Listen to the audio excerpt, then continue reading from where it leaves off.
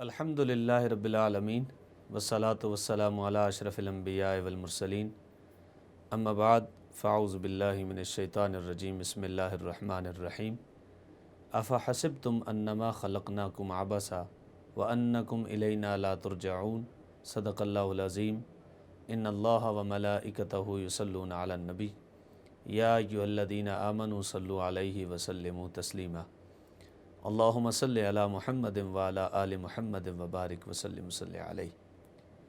اللہ رب العزت جل مجدہ الکریم نے قرآن مجید فرقان حمید کی اس آیہ مقدسہ میں انسان کی حقیقت کو واضح کرتے ہوئے ارشاد فرمایا کہ انسان کی جو تخلیق ہے اس کو ایک مقصد کے ساتھ پیدا کیا گیا۔ انسان کی تخلیق کا مقصد کیا ہے؟ اللہ رب العزت نے قرآن مجید فرقان حمید میں ارشاد فرمایا افحسبتم انما خلقناکم عبثا، کیا تم یہ گمان کرتے ہو کہ تمہیں عبث پیدا کیا گیا، فضول پیدا کیا گیا، تمہارے بنانے کا، تمہاری تخلیق کا کوئی مقصد نہیں؟ ایسا ہرگز نہیں، بلکہ تم یہ بات اپنے ذہن نشین کر لو اور یقین کی حد تک یہ بات جان لو کہ تمہیں عبث پیدا نہیں کیا گیا، بلکہ تمہیں ایک مقصد کے تحت دنیا میں بھیجا گیا۔ پھر ارشاد ہوا وَأَنَّكُمْ إِلَيْنَا لَا تُرْجَعُونَ، کیا تم یہ گمان کرتے ہو کہ تمہیں عبث پیدا کیا گیا، اور ساتھ یہ کہ تم یہ بھی گمان کرتے ہو کہ تمہیں اللہ کی بارگاہ میں پیش نہیں ہونا، اللہ کی بارگاہ میں اپنے کیے کا جواب نہیں دینا، اور کوئی ایسی عدالت نہیں کہ جس کی بارگاہ میں تم پیش ہو کر اپنے عمل کا جو بدلہ ہے، جو اس کا جواب ہے، وہ دے دو۔ تو اللہ جل شانہ نے قرآن مجید فرقان حمید میں ہم سب کو اس بات کی تعلیم دی ہے کہ یہ بات اپنے ذہن نشین کر لو، یقین کی حد تک جان لو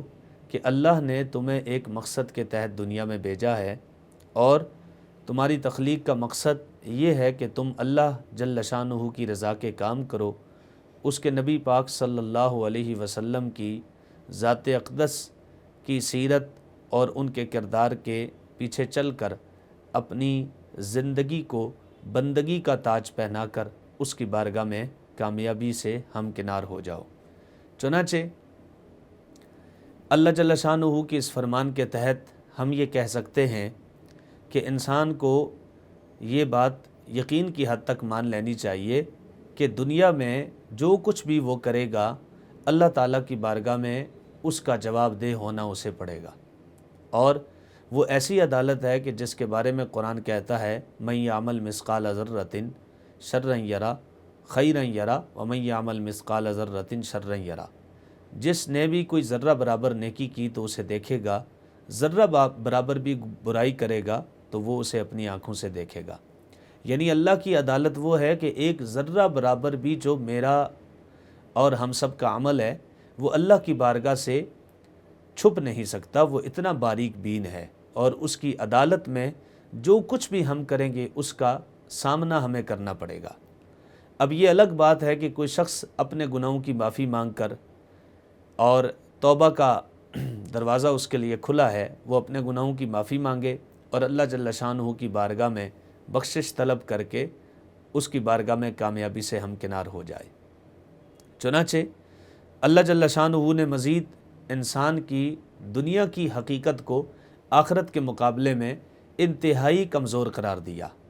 اور ارشاد فرمایا زُيِّنَ لِلنَّاسِ حُبُّ الشَّهَوَاتِ مِنَ النِّسَاءِ وَالْبَنِينَ وَالْقَنَاطِيرِ الْمُقَنطَرَةِ مِنَ الذَّهَبِ وَالْفِضَّةِ وَالْخَيْلِ الْمُسَوَّمَةِ وَالْأَنْعَامِ وَالْحَرْثِ ذَلِكَ مَتَاعُ الْحَيَاةِ الدُّنْيَا وَاللَّهُ عِندَهُ حُسْنُ الْمَآبِ۔ اللہ نے دنیا کو مزین کیا، زینت بخشی، عورتوں کی خوبصورتی کے ساتھ، ان کی محبت کے ساتھ، اولاد کے ساتھ، اسی طرح جو انسان کی طرح طرح کی سواریاں ہیں، انسان کی کھیتی باڑی ہے، انسان کے رہن سہن کی جو جگہیں ہیں، اور انسان کی خوبصورت سواریاں، زندگی کے مختلف انعام اور اکرام کا ذکر کرتے ہوئے اللہ نے فرمایا کہ اگرچہ حقیقت ہے کہ دنیا کو اللہ نے ان چیزوں سے مزین کیا، لیکن اس کے مقابلے میں جو اللہ کی بارگاہ میں ٹھکانہ ہے وہ اس سے کہیں گنا بہتر ہے۔ جو دنیا کی جتنی نعمتیں ہیں وہ آخرت کے مقابلے میں بہت حقارت کی حیثیت رکھتی ہیں۔ چنانچہ نبی کریم صلی اللہ علیہ وسلم ایک دن صحابہ اکرام کے جرمٹ میں تشریف لے کے جا رہے تھے۔ آپ نے راستے میں ایک مرا ہوا بکری کا بچہ دیکھا۔ اس حدیث پاک سے ہم یہ اندازہ لگا سکتے ہیں کہ دنیا کی حقیقت کیا ہے اور آخرت اس کے مقابلے میں کتنی عظمت والی ہے، اور مومن کے لیے اللہ جل شانہ نے اس آخرت کو کیوں اصل کامیابی قرار دیا۔ چنانچہ نبی کریم علیہ السلام نے راستے میں مرا ہوا بکری کا بچہ دیکھا۔ صحابہ کو مخاطب کر کے حضور نے فرمایا، تم میں سے کوئی شخص اس مرے ہوئے بکری کے بچے کو 1 درہم کے بدلے میں مجھ سے خریدے گا؟ تو صحابہ نے عرض کی، یا رسول اللہ، ایسا کوئی شخص ہوگا کہ جو اس مرے ہوئے بکری کے بچے کو آپ سے 1 درہم کے بدلے میں خریدے؟ وہ اسے کرے گا کیا؟ یہ تو مر چکا، اس کی تو حیثیت ختم ہو چکی، یہ اب مال کسی حیثیت نہیں رکھتا۔ تو نبی کریم علیہ السلام نے پلٹ کے ارشاد فرمایا، اس ذات کی قسم جس نے محمد کو نبی بنا کر بھیجا ہے، جس طرح تم اس مرے ہوئے بکری کے بچے کو حقارت کی نظر سے دیکھتے ہو، خدا تمہاری دنیا کو اس سے کئی گنا زیادہ حقارت کی نظر سے دیکھتا ہے۔ یعنی اللہ کے ہاں اس دنیا کی زندگی کی کوئی حقیقت نہیں ہے۔ ہاں انسان کو اس نے شرافت دی، عظمت دی، دنیا کے اندر بہت ساری چیزیں جو انسان کے ماتحت رکھی، اور اللہ جل شانہ نے انسان کے لیے انہیں مسخر کیا، دنیا کی کثرت کے ساتھ نعمتیں عطا کی۔ اس دنیا کے اندر جتنی مخلوقات ہیں، تقریباً کم و بیش ایک سائنسدان کے مطابق 52 لاکھ مخلوقات ہیں، اور ان میں انسان کو اللہ نے یہ صلاحیت دی کہ یہ آنے والے کل کو بدلنے کی صلاحیت رکھتا ہے۔ اب یہ مسلمان کی بصیرت ہے کہ وہ آنے والے کل کو آخرت کی منزل کے حساب سے بدلے گا، اور آخرت کی حقیقی قیام گاہ کے اعتبار سے آخرت کے لیے ساز و سامان اکٹھا کرے گا۔ یقیناً اللہ جل شانہ کا قرآن میں فرمان ہے، وَالْآخِرَةُ خَيْرٌ وَأَبْقَىٰ إِنَّ هَٰذَا لَفِي الصُّحُفِ الْأُولَىٰ صُحُفِ إِبْرَاهِيمَ وَمُوسَىٰ۔ آخرت کئی گنا بہتر ہے، باقی رہنے والی ہے۔ یہ بات صحیفہ موسیٰ میں بھی تھی اور حضرت ابراہیم علیہ السلام کے صحیفے میں بھی تھی۔ سو اللہ جل شانہ نے دنیا کی حقیقت کو میرے اور آپ کے سامنے کھول کے رکھ دیا۔ چنانچہ دنیا اس قدر حقارت کی نظر سے دیکھی گئی کہ نبی کریم علیہ السلام کا فرمان ہے، اگر اللہ کے ہاں اس دنیا کی حیثیت مچھر کے پر کے برابر بھی ہوتی تو اللہ تعالیٰ کسی کافر کو ایک گھونٹ پانی بھی نہ دیتا، بلکہ ساری اپنے مومن، وہ جو اللہ پر ایمان لانے والے ہیں، اللہ کی توحید کا اقرار کرنے والے ہیں، اللہ جل شانہ ان سب میں اس دنیا کو تقسیم کر دیتا۔ اس مثال کو آپ یوں سمجھ لیجئے کہ آپ کے گھر میں ایک ایسی چیز ہے جو کہ بالکل ردی ہو چکی، آپ اس کو کوڑا کرکٹ کے ڈھیر پہ پھینک دیتے ہیں، ایک کوڑا کرکٹ اٹھانے والا شخص آ کر اسی چیز کو اٹھا کے لے جاتا ہے۔ آپ کا بچہ آپ سے آ کے کہتا ہے کہ ابو جان، ہمارے گھر میں جو چیز رکھی تھی جس کو آپ نے کوڑا کرکٹ کے ڈھیر میں پھینک دیا، اسے فلاں شخص اٹھا کے لے کے جا رہا ہے۔ تو آپ اس کے رد عمل میں اپنے بیٹے کو یوں کہیں گے کہ بیٹا، اس چیز کی حیثیت ہمارے ہاں کچھ بھی نہیں ہے، ہمارے مقاصد کے لیے وہ چیز ختم ہو چکی ہے، اب ہم اس سے کوئی کام نہیں لے سکتے، لہٰذا جو بھی اٹھا کے لے جانا چاہتا ہے اسے اٹھانے دو۔ اس کا مطلب یہ ہوا کہ آپ کے ہاں اس چیز کی حیثیت ختم ہو گئی، یعنی آپ کے ہاں اتنی حیثیت بھی نہیں کہ اگر کوئی شخص اس کو اٹھا کے لے جاتا ہے تو آپ اس کو بات کو صرف نظر کر دیتے ہیں کہ کون اٹھائے گا، کون اٹھا کے لے کے جاتا ہے، کون اس چیز سے فوائد حاصل کرے گا۔ اسی طرح اللہ جل شانہ نے فرمایا کہ میرے ہاں مچھر کے پر کے برابر بھی دنیا کی حیثیت نہیں، اگر اتنی چھوٹی سی بھی حیثیت ہوتی تو میں ساری کی ساری حضور نبی کریم علیہ السلام کے غلاموں میں تقسیم کر دیتا۔ سو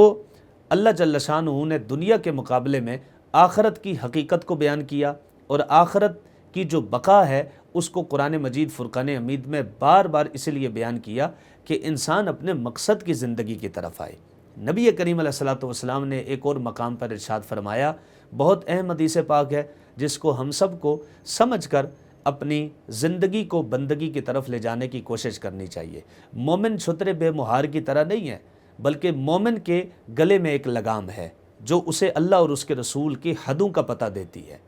یعنی جب انسان کسی حد تک پہنچتا ہے، ہم عموماً دیکھتے ہیں کہ بہت ساری ایسی جگہ ہوتی ہیں کہ جہاں پہ سیکیورٹی رسک کی بنا پر ہم اس کو ریڈ زون کہہ دیتے ہیں،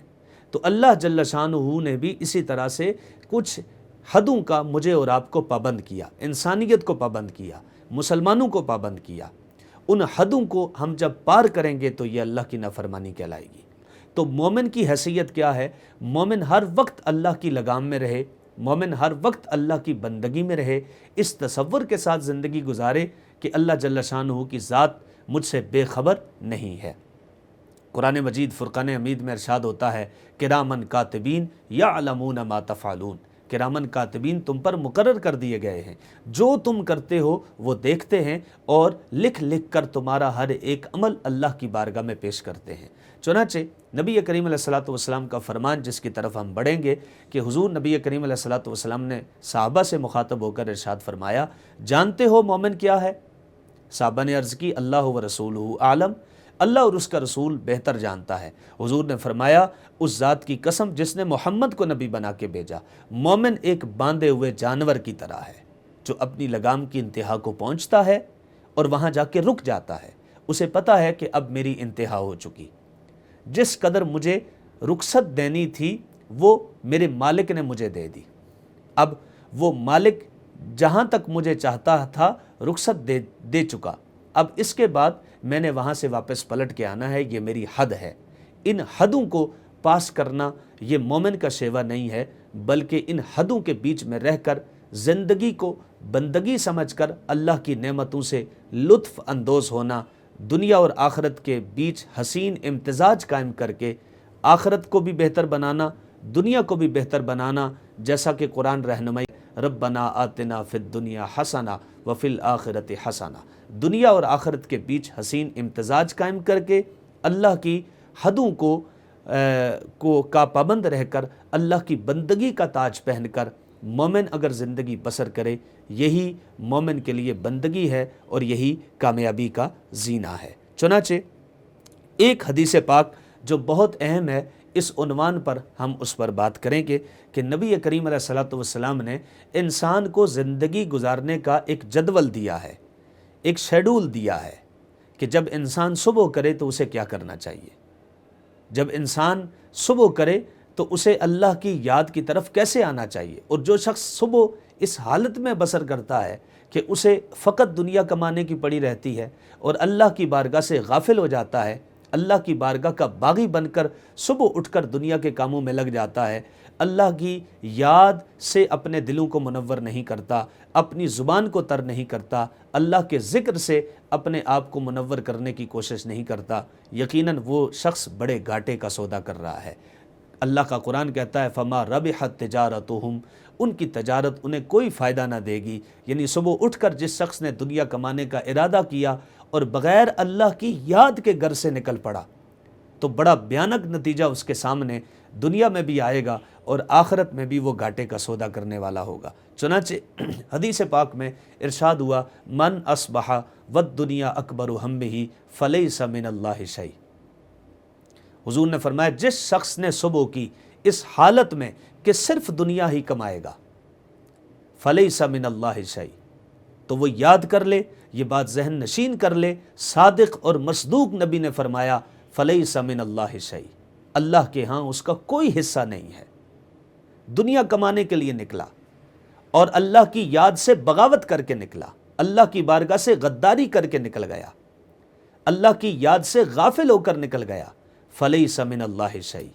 دنیا تو کما لے گا لیکن اللہ کی بارگاہ کے لیے اس کا کوئی حصہ نہیں ہوگا۔ اور پھر اگلا جملہ فرمایا وَأَلْزَمَهُ اللَّهُ قَلْبَهُ أَرْبَعَ خِصَالٍ، اللہ تعالیٰ 4 قسم کے بوجھ اس کے دل پر لازم کر دے گا۔ وہ 4 قسم کے بوجھ کیا ہیں؟ آج ہم دیکھتے ہیں وہ زندگی کے ساتھ اس قدر جڑ جاتے ہیں کہ ہم سمجھتے ہیں کہ شاید میرے فلاں کسی معاملے کی وجہ سے مجھے پریشانی آئی، لیکن اصل میرے اور آپ کے وہ اعمال بد ہیں جو اس طرح کے بھیانک نتائج اور بھیانک صورت میں میرے اور آپ کے سامنے آ جاتے ہیں۔ تو اللہ کے نبی نے ارشاد فرمایا اللہ تعالیٰ اس کے دل پر 4 قسم کے بوجھ کو لازم کر دے گا۔ سب سے پہلا بوجھ کیا ہوگا؟ فرمایا ہمن لا ینقطع عنہ ابدا، ایسا غم خدا اسے دے گا جس سے کبھی وہ چھٹکارا نہیں پائے گا، ہر وقت غم میں مبتلا رہے گا۔ تو اطمینان کی زندگی اصل زندگی ہے، انسان جب اطمینان کی زندگی بسر کرتا ہے تو سمجھ لے کہ اللہ تعالیٰ کی اس دنیا کے اندر جس کو اللہ تعالیٰ نے دنیا دی ہے وہ اسے بے نیاز ہو جاتا ہے، کیونکہ اللہ نے اسے اطمینان کی اور سکون والی زندگی عطا کر دی ہے۔ تو اصل زندگی بندگی کے ساتھ جڑی ہوئی ہے۔ چنانچہ دوسری بات حضور نے فرمایا وَشُغْلًا لَا يَتَفَرَّغُ مِنْهُ أَبَدًا، خدا اسے ایسی مصروفیت میں مبتلا کرے گا کہ جس سے کبھی فراغت نہیں پائے گا۔ آج اگر ہم اللہ کی بندگی کی طرف نہیں اپنے آپ کو پیش کرتے اور اس کی بارگاہ میں سجدوں کی لذت پانے کے لیے کردار ادا نہیں کرتے تو اللہ جل شانہ کی بارگاہ سے مجھے اور آپ کو وہ بندگی کا تاج نہیں میسر آئے گا۔ چنانچہ اللہ کے نبی نے فرمایا ایسی مصروفیت میں خدا اسے مبتلا کرے گا جس سے کبھی فراغت نہیں پائے گا۔ تیسری بات اللہ کے نبی نے فرمایا فَفَقْرًا لَا يَبْلُغُ غِنَاؤُهُ أَبَدًا، خدا اسے ایسے فقر میں مبتلا کرے گا پھر کبھی صاحب ثروت نہ ہو سکے گا۔ اگر صاحب ثروت بھی ہوا تو اس کا مال اس کے لیے خیر کا پیغام نہیں لائے گا بلکہ اس کے لیے وبال بن کے سامنے آئے گا۔ تو کبھی کبھی ہم دنیا مانگتے ہیں، ہمارے لیے دنیا بہتر نہیں ہوتی، اس کے باوجود ہم دنیا مانگ رہے ہوتے ہیں۔ تو اللہ کی بارگاہ میں یہ دعا کرنی چاہیے کہ مالک اگر دنیا میرے لیے بہتر ہے تو مجھے عطا کر، اور اگر دنیا میرے لیے بہتر نہیں تو مجھے اس سے دور کر دے، تاکہ اے مالک کریم میرا مال میرے لیے وبال جان نہ بنے اور نہ ہی تیری نافرمانی کا سبب بنے۔ چنانچہ آخری بات نبی کریم علیہ الصلوۃ والسلام نے فرمایا وَعَمَلًا لَا يَبْلُغُ مُنْتَہَاهُ أَبَدًا، خدا اسے اتنی لمبی لمبی امیدیں اس کے ساتھ جوڑ دے گا کہ جو کبھی بھی اپنے انتہا کو نہ پہنچیں گی۔ آج ہم لمبی لمبی امیدیں لگا کر بیٹھ جاتے ہیں لیکن ان امیدوں کی انتہا کچھ بھی نہیں ہوتی۔ اللہ جل شانہ کی بارگاہ میں دعا ہے کہ مالک کریم ہم سب کو دنیا کے مقابلے میں آخرت کو ترجیح دینے کی توفیق دے۔ اذا اراد اللہ بعبد خیرا جعل له فی قلبہ واعظا، نبی کریم کا فرمان ہے جب خدا کسی سے بلائی کا ارادہ کرتا ہے تو اس کے اندر کے انسان کو جگا دیتا ہے، اس کی بصیرت سلامت ہو جاتی ہے، وہ اپنی بصیرت سے دیکھ کر اپنے لیے صحیح اور غلط کا چناؤ کرتا ہے۔ اللہ جل شانہ دنیا کے مقابلے میں آخرت کی کامیابی کی طرف گامزن ہونے کی ہمیں توفیق دے اور آخرت کی کامیابی ہم سب کو عطا کرے۔ وآخر دعوایا ان الحمد للہ رب العالمین۔